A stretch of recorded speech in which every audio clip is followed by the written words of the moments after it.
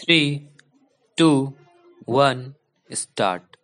Under the circumstances, it is only natural, sir, that we should have some measure by which the university education can be coordinated into something which will cater for national unity and for national recovery in the sphere of education.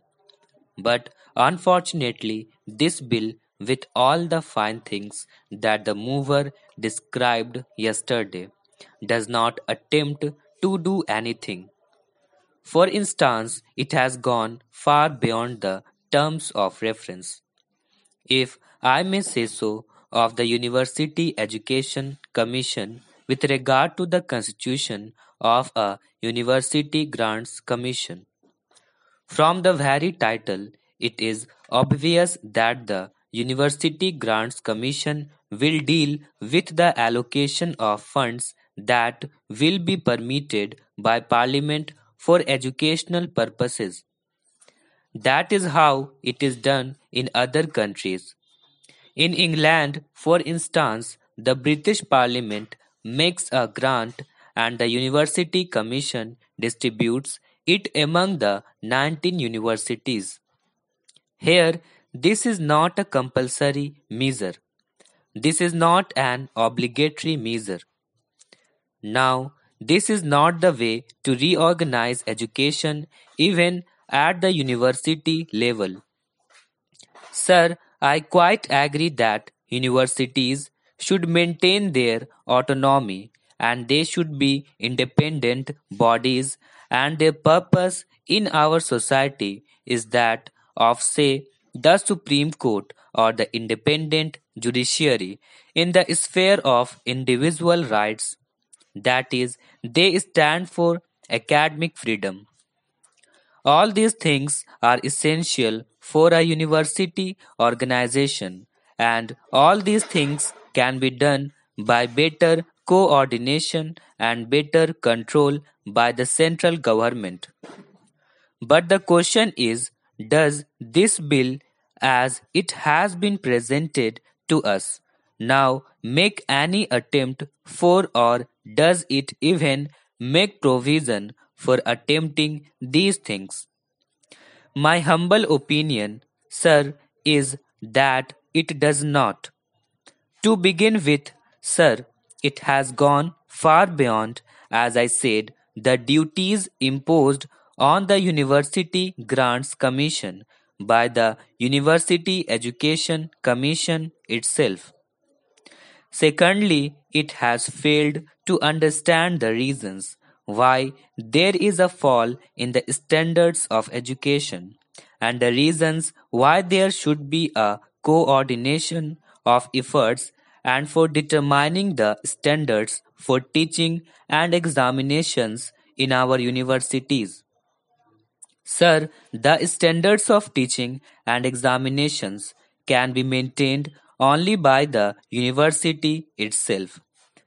It is not legislation that determines the standards of a university. It is not the inspecting bodies that determine the standards of a university. The standards of a university are determined by the teaching staff, by the university authorities, by the academic bodies, and by the morale of students, which also depends upon these factors. Now, there is nothing in this bill, nor is this the kind of a bill which is needed to ensure these things. Already in this country, we have other educational bodies. We have from time to time our vice chancellors' conferences. We have the inter university board and we have the central advisory board of education. All these bodies deal with the problems arising in universities. The problems arising out of this amorphous growth without any rule or without any order or without any plan or without any design or without any policy. Now, these things have not been dealt with by these advisory bodies. Therefore, if the government thinks that a statutory body should be created, then I should say that this is not the kind of bill that should be produced. Secondly, sir, what is the means of control that the organization will have when it is constituted? The means of control is finance, and finance that it has is very, very inadequate indeed, as it is evident from the financial memoranda. Now, we may agree that the University Grants Commission is likely to get huge grants, as it should, in my opinion, because one recalls the statement made by the minister in the British Parliament after distributing 12.5 million pounds to 19 universities.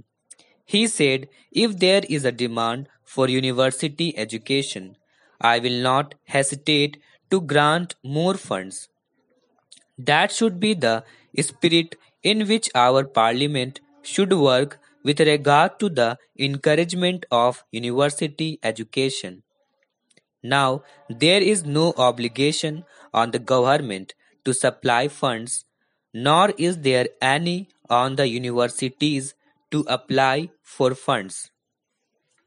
Mr. Chairman, sir, the speakers who have preceded me have given a very grim picture of the economic situation, employment situation, and a very depressive situation of the country. I am glad to know that Shri Vasant Sathe was speaking in 1979 in favor of this sort of a bill, and I am very glad that he has again contributed to the debate in a very constructive manner.